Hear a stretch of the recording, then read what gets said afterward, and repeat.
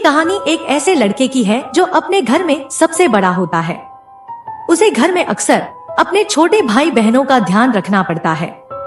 गलती छोटे करते हैं पर उसे सुधारने की जिम्मेदारी उसके कंधे पर होती है। बड़े उसे बच्चे की तरह मानते थे पर जिम्मेदारी एक बड़े की देते थे और बच्चे उसे बड़ा न मानकर उसकी बातों को ध्यान नहीं दिया करते थे और इस उधेड़बुन में उसकी अपनी जिंदगी फंस कर जहाँ की तहाँ पड़ी रहती है। तब एक रात जब नींद उससे कोसों दूर थी, वो एक ऐसी जिंदगी का सपना देखने लगता है जिसमें बड़ों की ही तरह वो भी हर किसी पर हुक्म जमा सके, उसके आदेश को कोई भी टाल ना सके।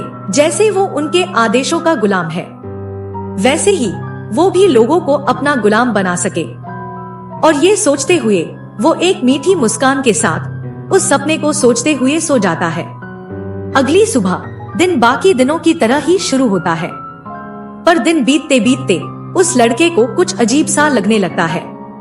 पहली बात जो अजीब थी वो ये थी कि उस दिन उसके माँ बाप बाकी दिनों की तरह उसे दिन भर के उसके हिस्से के काम बताकर उससे पल्लू झाड़ लेने के बजाय आज वो उससे बहुत ही प्यार से मुस्कुराते हुए बात कर रहे थे। तब उस लड़के ने देखा घर के सभी लोग एक हल्की लाल रोशनी से घिरे हुए थे, पर उसे ये रोशनी अपने शरीर पर नहीं दिखी।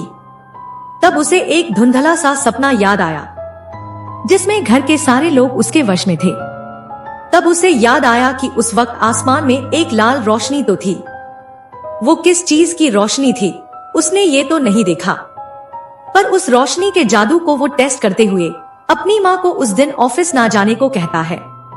तब उसकी माँ उसकी बात मानते हुए घर में ही रुकने की बात कहती है।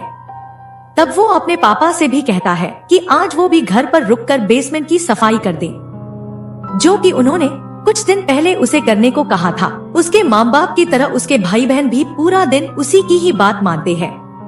पर जब रात होती है और वो लड़का सोने जाता है तब वो सारे उसे घेर कर खड़े हो जाते हैं। फिर वो लड़का थोड़ा अजीब महसूस करता हुआ उन्हें अपने कमरे में जाकर सोने को कहता है, पर वो लोग इस बात का कोई जवाब नहीं देते। और तब उनके पास की वो लाल रोशनी अचानक पूरे कमरे में भर जाती है और जब वो लाल रोशनी हटती है उस लड़के की परिवार की जगह वहाँ कोई और ही खड़ा होता है। और तब उस लड़के को समझ में आता है कि वो सुबह से अपनी फैमिली को काम पर नहीं लगा रहा था, बल्कि उसकी पूरी फैमिली पिछली रात से ही गायब है।